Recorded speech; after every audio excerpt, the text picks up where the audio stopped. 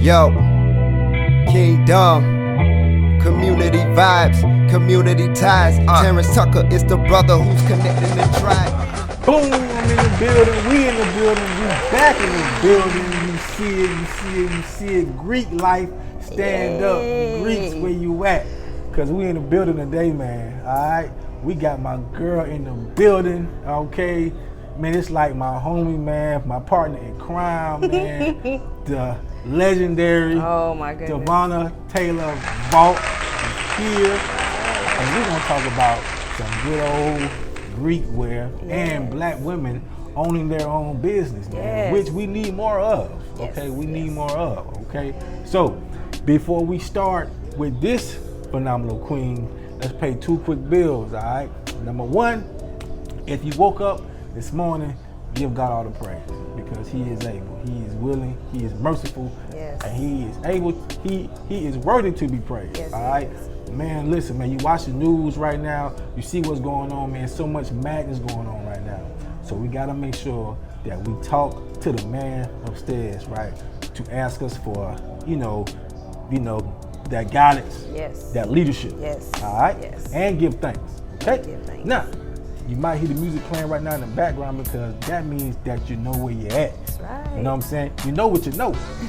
Because we at The Groove Smoothie and Juice Bar, located on 7510 Garnish Ferry Road, man. Yes, we are here, all right? So come by and please check us out, man. Black-owned business. Much like this young lady, a black-owned business. So we need your support. Come out and please show love. Health is wealth, okay? But I'm telling you this right now, your health is all you have out here, man. Without your health, listen, it don't matter how much money you got. That is true. All right? So come get a smoothie, man, and live a healthy life. All right? Now, I got my girl in the building. What's up? What's up, man? Get this girl. You standing round of applause, standing ovation, man. I am. Goodness gracious. I know, right? How you doing? Like a month and a half. It's been a while. When I was in here, and you was like, "Hey," and I was like, "Yeah, I'm coming." Yeah, but you know, it always takes, you know what I'm saying? Sometimes you gotta wait for the greats. You know what I'm saying? Sometimes you gotta wait for the greats. It is what it is. So how you doing, first of all? I'm great. I'm good. I'm blessed, and God is good. You made it through a doggone tsunami outside. It is a little raining out there, a little bit. Gotta come out though. Yeah. No. So you see my shirt. Yep. You see my shirt right here. Okay. This is a product of this phenomenal young woman who has her own business called Need Nalia. Yeah. What is Need Nalia? So, Need Nalia is Columbia, South Carolina's only licensed Greek paraphernalia store. So started out, it was actually my sister's business. Cause I was a cop. I had no interest in this. And but when my sister passed away in 2014, we were like, well, what do we do? And my parents were like, why don't you try it? And I was like, I don't want to do that. I was like, I don't want to do that because I got to talk to people. I got to do people. I don't do that. Exactly. And because anybody that knows me knows I'm really not a people-ish person. She's not. And so I was like, because that's going to take a whole lot of skinning and grinning and smiling, and I can't do that. But it started, and I made a few little things, and people were like, oh, can you make me one? Can you make me one? And I woke up literally one day, and it was like my 9 to 5 was in the way because I had so many orders that I could not get them out because I was taking that 8 hours out of my day to go to DJJ because I was at DJJ at the time. And so I just made a decision. I was like, listen, they got to go because I could take that 8 hours and put it into this and make more money if I didn't have to go and do their job. And so in 2000, was it May of 2016? I put my 2-week notice in, got all my paperwork and stuff done. June 1st, officially on paper. Need Nalia was born. And listen, man, I benefited from it so much, man. I'm man. Loyal, consistent customer. Yes. Of Need Nalia. But your journey did not start there. You went to the University of South Carolina. I did. I am a Gamecock. You know what I'm saying? Yes. And now you're from Hilton Head. I'm from Beaufort. Beaufort. Well, you know, I tell people all the time, I'm a military brat, so we ain't from nowhere. Yeah, I was born in West Point, New York, and my parents are from New Jersey, raised in Georgia, but I graduated from high school at Battery Creek High School in Beaufort, South Carolina. Battery Creek, man, stand up. Yeah. Stand up, So, man. It's one of your own right here. Battery Creek, listen, Battery Creek, we got a lot of entrepreneurs that came out of Battery Creek. So we doing the darn thing from Creek now. Yeah, so you are, man. Salute. So let me ask you something, man. Coming out of, leaving South Carolina, well, leaving the University of South Carolina, getting to, let's say, law enforcement. Yeah. And when you look at, how things are today, right? What are some of your thoughts? I'm glad I'm out. I'm glad I'm out. Because I did that for 10 years. Right. I have a bachelor's in criminal justice. I have a master's in, what is that? Business and organizational security management. And then I have another master's in public relations. So that's what I did for 10 years, law enforcement. But the climate was not this, not what's going on now, not, and it's just, it's tough. It's tough because, there's a job that has to be done. And that's a tough job. And anyone who hasn't done it doesn't understand it. It's not very many jobs you can wake up in the morning and when you walk out the door, for a fact, there's a 50-50 chance whether you coming back.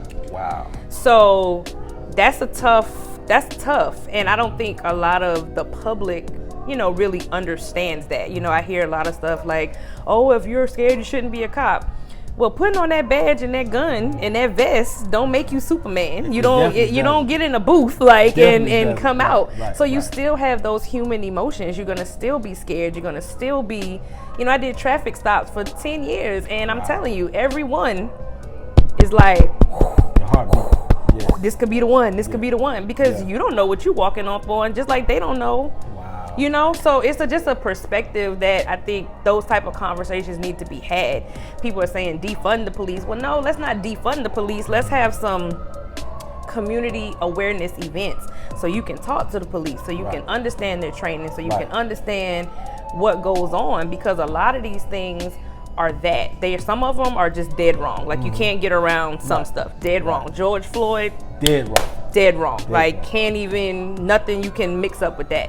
But then you have some of these ones that kind of teeter-totter, that it's like, was it training or was it, So, and that's, it's sad because it makes it hard for the police to do their job. It makes it hard for the public to feel safe. So then there's no middle ground anymore, So I'm glad I'm out because I wouldn't want to have to work in that every day. Well, we glad you out.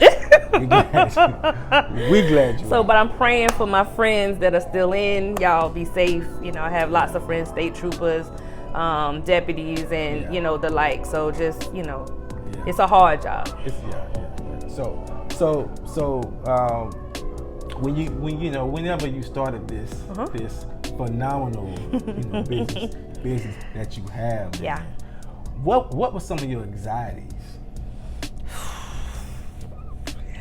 Not having that every 2-week safety net. Yeah, that's tough. So, I was used to the 1st and the 16th, like clockwork. There you go, the clockwork. No matter what.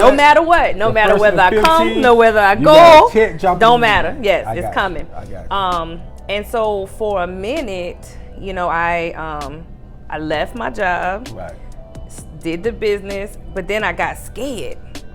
So then I went and applied to be a substitute teacher, just so I could have something that was what I felt more reliable than the business. And God said, "Oh yeah, so you said you was gonna trust me, but now you're not. So now I'm gonna help you out." I wound up not keeping the substitute teacher position. And so I was driving home and God said, so you ready? You gonna let me handle this now? You ready? Yeah. Are you gonna let me handle it now? Yeah. Because all I did was exchange one thing for another instead of just fully diving in. Right.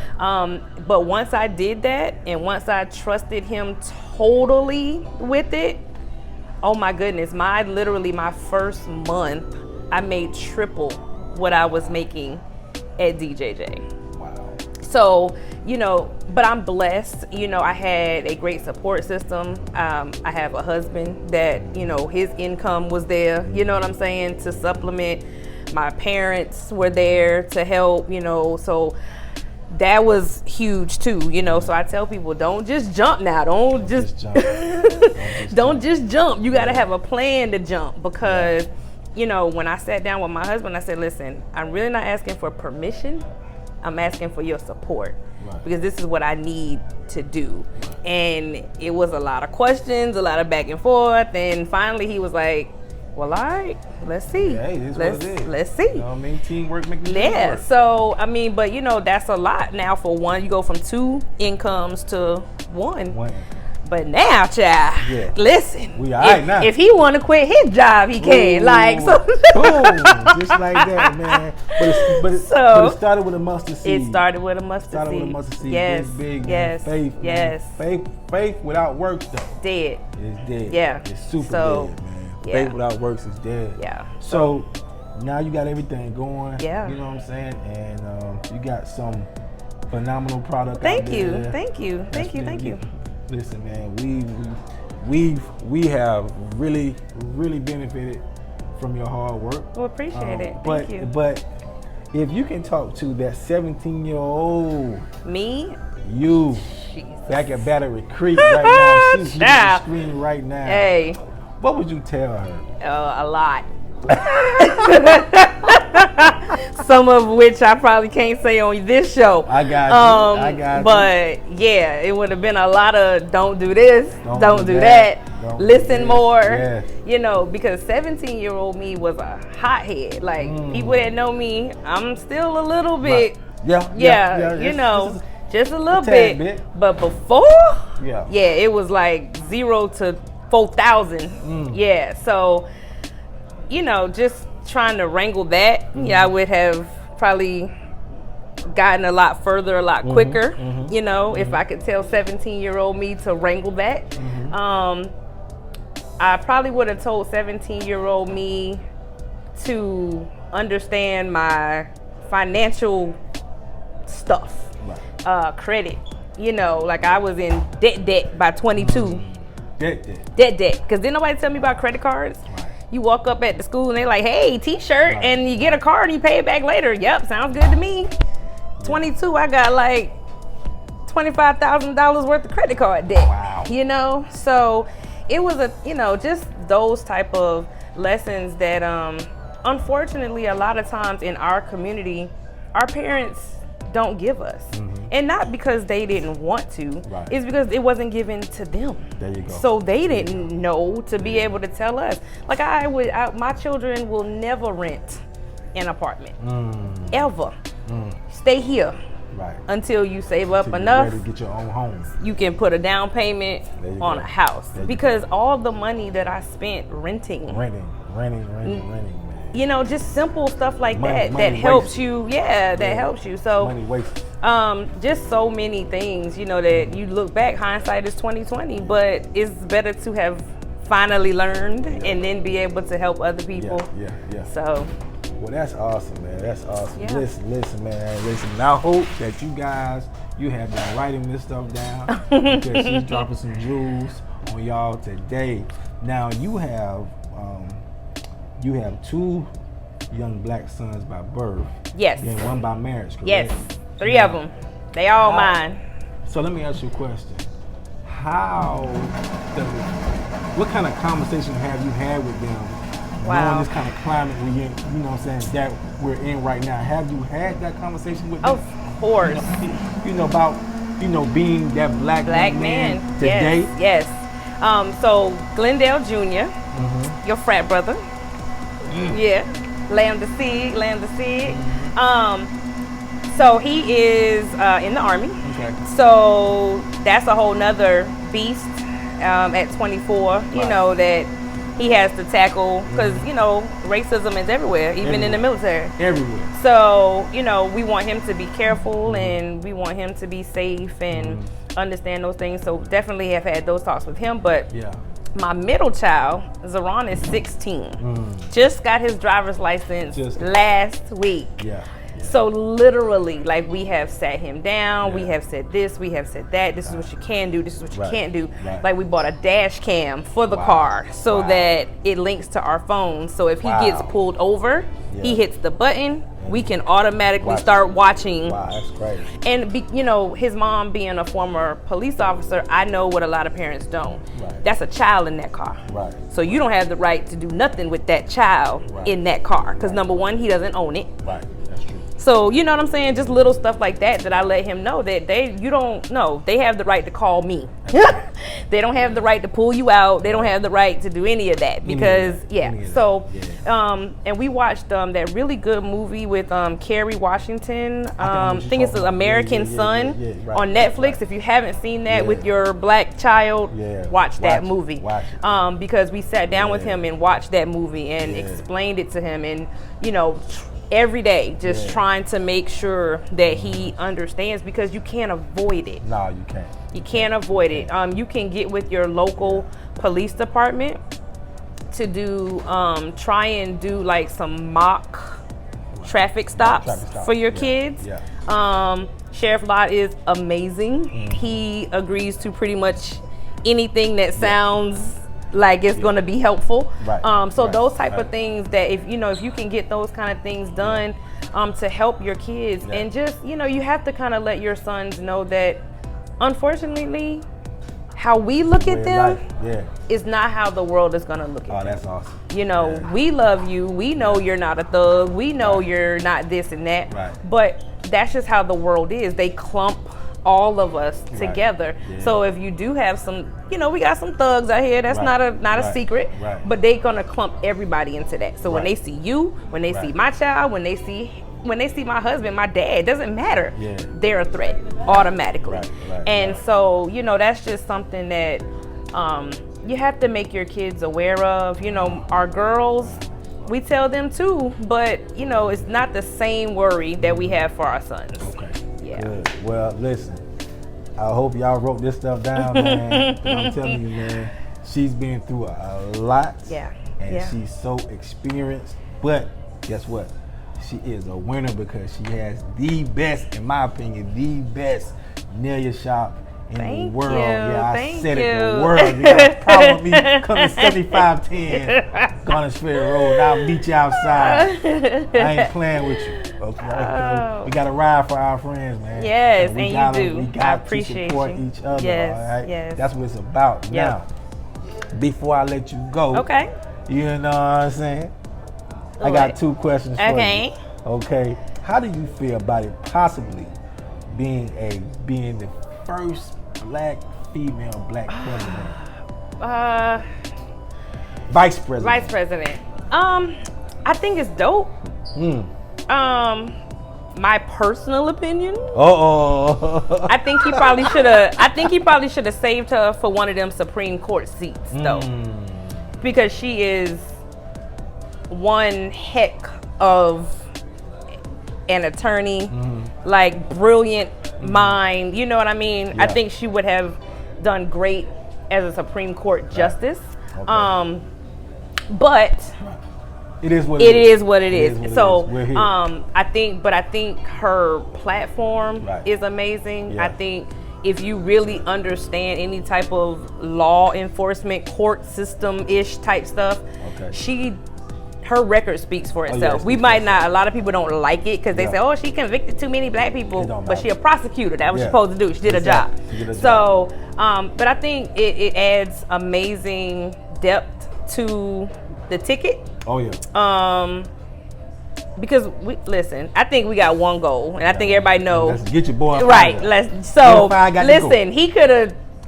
Daffy Duck could have been his running mate, and we need to vote. Kanye West, Could have been his running mate. Well, he got that was almost the same. Yeah. But yeah, Senator Harris, I mean, you couldn't go wrong with her. Couldn't go wrong with her. So yeah. The last and question. she's an AKA, she's an so AKA. you know all the Divine Nine so is we need you to come by coming. And, Yeah. You know, come Yeah. to our shop. Yeah. Come take a picture. Miss Cassie. We got you on camera. All right. Now, the last question that I have for you is a special one. Oh, you already know where I'm going with this. You know my heart. Oh, you know Jesus. I love chicken. Yes. And I need to know from you. But you already know. We've been down since 2001 almost. Has it been that long? 2001. Oh, I my need goodness, to know I feel old.